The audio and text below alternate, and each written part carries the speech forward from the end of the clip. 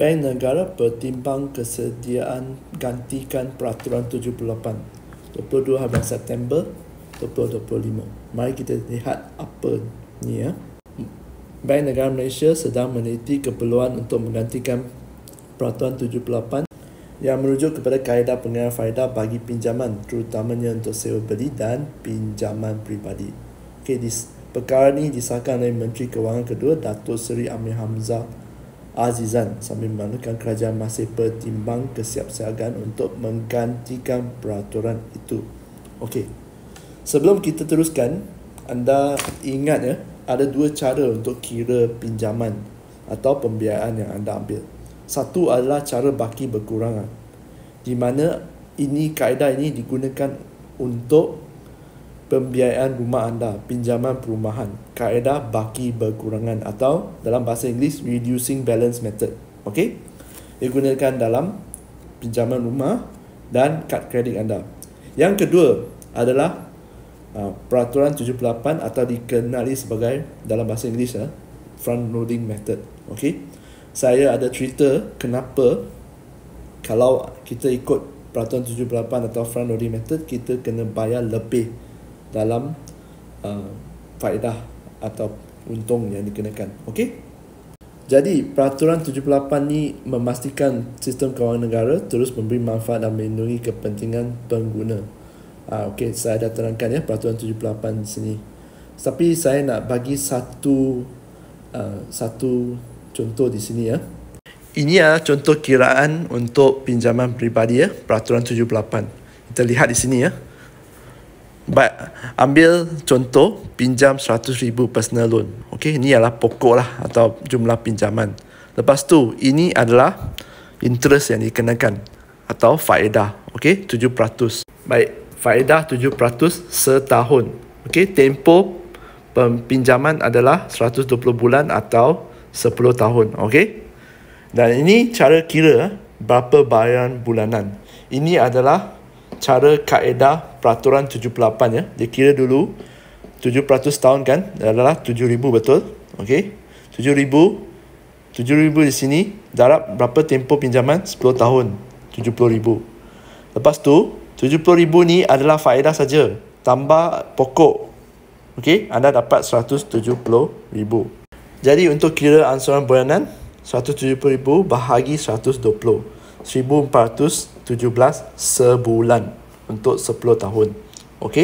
Jadi kenapa nak masukkan Peraturan 78 ini? Ini adalah sebabnya Peraturan 78 ni adalah pesan paling ketara. Ia macam menghukum kita yang bayar awal.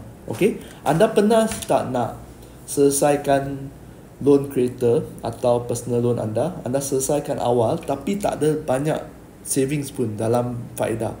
Tak jimat macam faedah pun. Bukan macam loan rumah, betul? Sebab Peraturan 78 ni lah. Sebab dia dah kira dari awal tersebut. Dah kira. Maka setiap pembayaran anda kepada bank sudah diambil kira berapa bahagian untuk faedah, berapa bahagian untuk pokok. Secara seragam ya, sepanjang tempoh pembiayaan.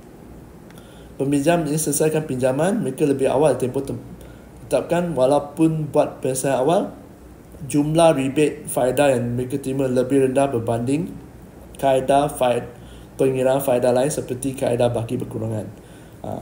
Ini sangat ketara. Pinjam loan, walaupun loan rumah 100,000, tapi pinjam 30 tahun atau sama tempoh 10 tahun macam pinjaman peribadi tadi, kalau anda boleh langsaikan dalam masa 5 tahun, anda jimat 5 tahun pembayaran faedah. Tapi untuk pinjaman peribadi tidak, bukan macam tu ya.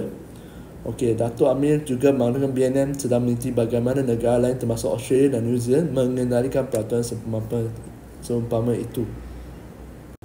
Nak masukkan bukan begitu senang ya. Bukan hari ini cakap, esok dah boleh buat.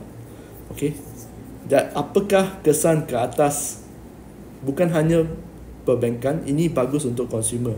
Tapi apakah kesan ke atas bank? Bank mesti akan dapat untung yang lebih kurang. Untung dia akan jatuh. Ingat ya, untung bank adalah daripada faedah yang dikutip. Sekarang faedah yang dikutip yang paling untungkan daripada bank adalah peraturan 78 di sini, di mana untuk sewa beli dan pinjaman peribadi. Kalau diubah kepada kaedah baki berkurangan, contohnya, okey, untung bank akan kurang. Kalau untung bank kurang, maksudnya dividen akan kurang. Sebab kebanyakan syarikat di bursa yang sangat-sangat besar, syarikat yang terbesar adalah bank harimau. Okey, syarikat yang terbesar di Malaysia adalah bank harimau yang tersenarai di bursa. Ya, jangan cakap Petronas. Petronas itu adalah persendirian, jadi tak tersenarai di bursa. Yang tersenarai di bursa yang paling besar adalah Maybank atau bank harimau. Dan kalau anda nak tengok kan 10 yang terbesar, anda akan nampak beberapa bank di sana, sebab bank memang sangat besar. Okey, dan untung mereka datang daripada faedah. Kalau faedah turun, dividen pun turun. Dividen turun kepada kita sebagai pemegang saham. Dan lagi satu, jangan lupa, pemegang saham terbesar daripada bank ini adalah institusi dan institusi kerajaan, ya, seperti KWSP. Okey, dan juga KWAP lah, institusi lain seperti PNB lah. Kalau sekarang KWSP anda dapat lebih kurang dividen daripada bank-bank, adakah ini akan menjejaskan pulangan anda daripada KWSP? Mesti, ya. Jadi KWSP kena cari sumber pendapatan lain.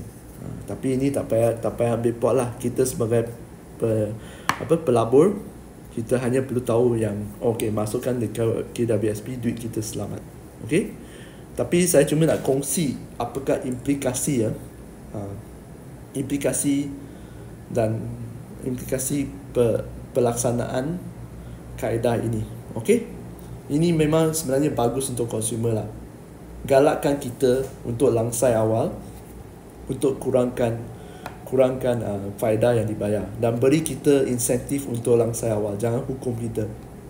Okey, sekian saja daripada saya, Kenny dari Ikan Hartanah. Kita jumpa lagi di video yang akan datang. Bye bye.